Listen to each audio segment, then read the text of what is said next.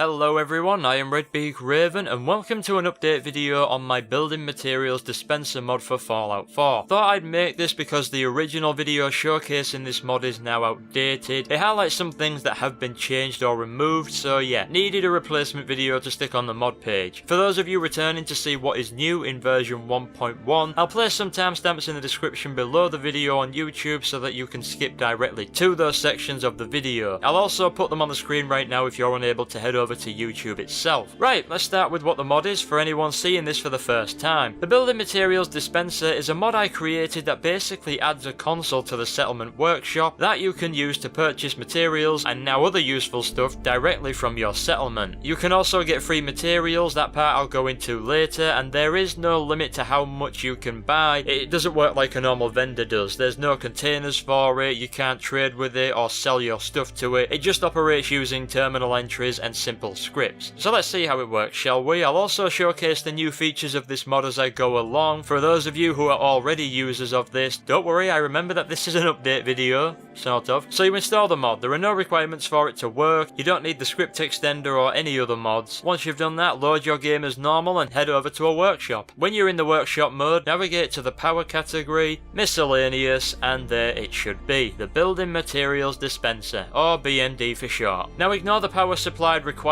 stuff, I never got round to sorting that out. Initially I had to make it like that to get the thing to work, but it doesn't really affect much, in a bad way at least, so it's fine, trust me. So the dispenser requires materials to build, as you might expect. It's a bit of a cheat mod, but it's not that cheaty. It requires 8 aluminium, 4 circuitry, 4 copper and 3 rubber to build. Shouldn't be too hard to scrounge those, eh? So plonk it down anywhere you like, though I'd recommend sticking it next to the workshop itself, as the materials are transferred to your inventory, not the workshop's container. Once it's in place, go ahead and use it, and the first thing you'll see is the main menu. So firstly, you've got the shop itself, and here is where you can buy any and all the materials you'll need for your building and crafting endeavours. Wood and steel being the most used materials, I place them at the top for quick and easy access. The rest of the list goes down in alphabetical order, A, B, C and so on. Anyways, click on the material you need. Let's say you want ceramic, and then you'll get this list, which as you can plainly see is how much of the material you want to buy and its cost. Caps is the only currency it accepts, by the way. I don't plan to make it accept pre-war money or subway tokens because it took a long time to make the caps part work and it was quite tedious if I'm honest. So you can select just one lot of ceramic or 10, 25, 50, 100, 250, 500, 750, 1000 and unlimited is too much money. Sorry, I'm doing you a favour there. The same quantities go for all the materials. The only thing that changes is the price, naturally. Now the prices aren't just made up willy-nilly by me. What I did to get the prices was work out how much one piece would cost based off the value of the material shipments. In the case of ceramic, a shipment of 25 is valued at 175 caps, so I worked out what number times by 25 would yield 175, and that is 7 times 5 equals 175. 7 times 10 is 70, so on and so forth. So they are all roughly valued right, at least when based off the price of the shipments. So click on the quantity you want and ta-da, you now have some materials. You can keep doing this if you want to and have the caps to do so. As I said, there are no limits, just don't forget to stick them in your workshop like I do. Now let's move on to the Wasteland Shop. I nearly said workshop then. This is new in V1.1. All it is a place where you can buy food and other items that are required to build some of the workshop objects. All the food you can plant in your settlements you will find here. You'll also find various meats, hides and other items. I thought this would be useful if you really can't be bothered to go out and get these elsewhere, or you are doing a playthrough where you don't leave Sanctuary and want access to as many pieces of furniture as possible. Prices for these are double that of their base value, so melon is valued at 6 caps, which means it's 12 caps per melon when bought from the dispenser. Deathclaw meat is valued at 110 caps, so it's 220 here, etc, etc, you get the idea. Quantities for these are a bit different. I mean, you don't really need 100 carrots, do you? I mean, it's fine if you do, you must have great night vision. You can pick them up in quantities of 1, 2, 5 and 10. There'll be 3 options when you click Wasteland Shop for God's sake. They should be self-explanatory really. Fruit and veg is essentially your crops, items are your hides and other stuff, and meat and eggs are your,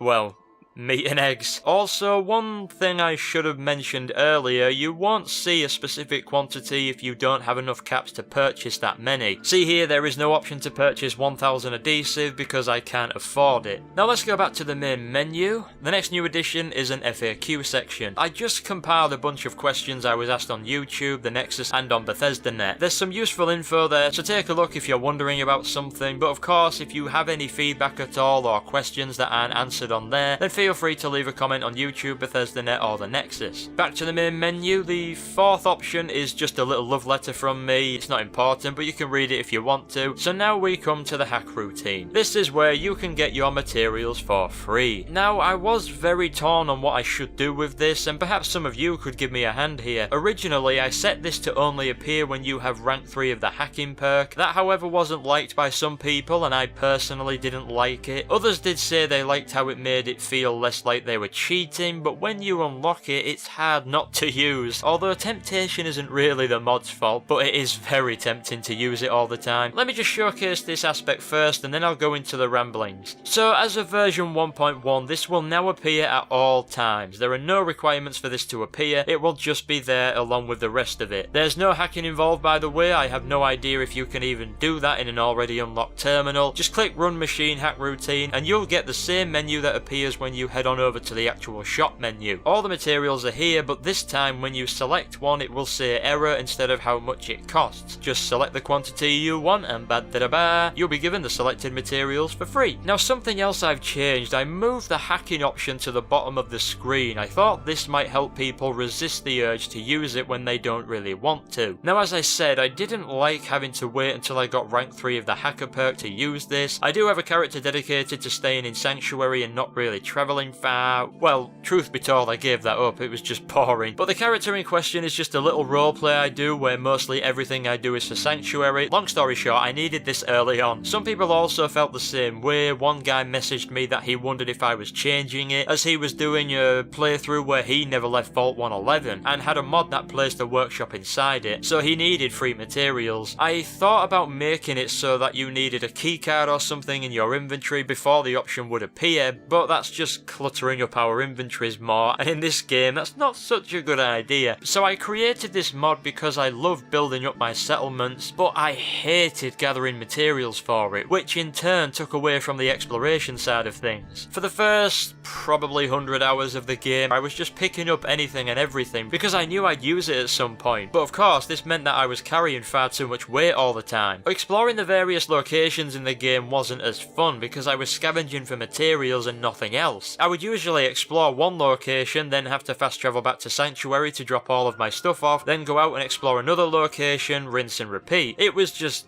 crap. Exploring one location and then having to go back to base before exploring another. I don't have time for that. So I started using the console to obtain materials to build with, but that got annoying. You have to look up the object IDs and then keep going in and out of the console to get materials to build with. It was just a lot of messing around that I couldn't be arsed with. I'm a bit lazy, so I always look for the easier route when doing things. I make the hard tasks less difficult, although that's not always the right way of doing things, but you've got to try and make life as easy as possible, haven't you? Enough rambling though, let's get on with the final thing I want to show off, and this is also a new addition in V1.1, so if you don't want to keep building the dispenser at every settlement to obtain materials, and you don't mind bizarre unrealistic immersion breaking things, which the dispenser sort of is, then you'll like this even more. On top of the dispenser, you can now have a portable version of it. Head over to a chemistry station, go down to utility, and you will find the B.M.D Portable holotape that you can craft. All this does is allow you to bring the B.M.D along with you on your travels. So if you're a power armor user and never have the materials you need to repair it while you're out exploring the waste, this should help you extend your experience. You want to mod weapons or armor on the go, then this will make that a hell of a lot easier. This is especially useful for when you stumble upon a new settlement but don't have the necessary materials to craft the actual dispenser. Of course, if you're trying to keep things as immersive and cheat free as possible, then you don't have to use it, but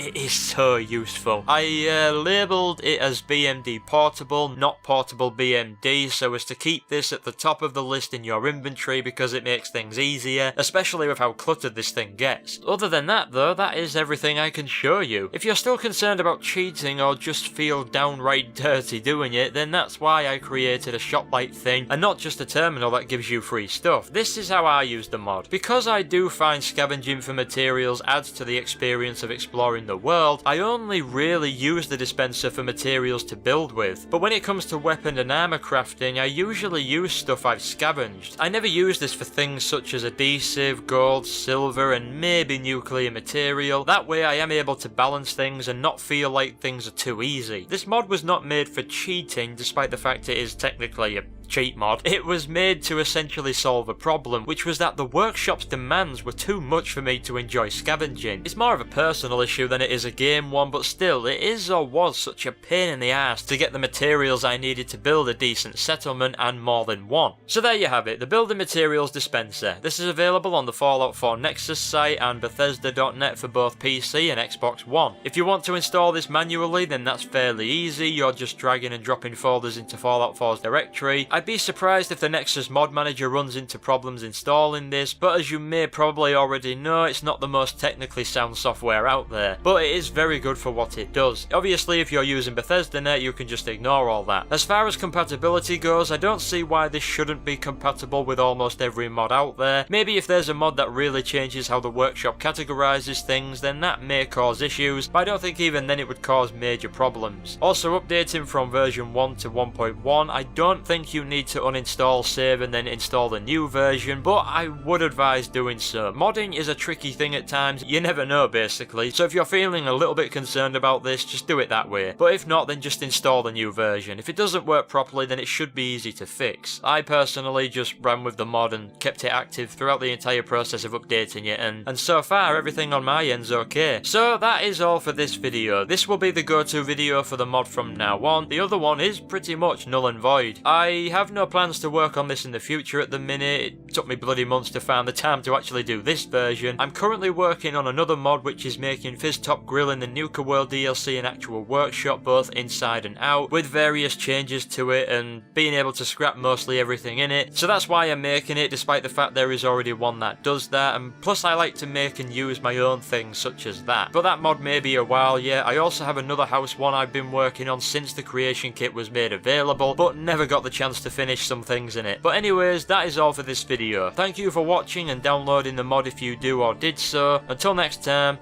I'll see you soon.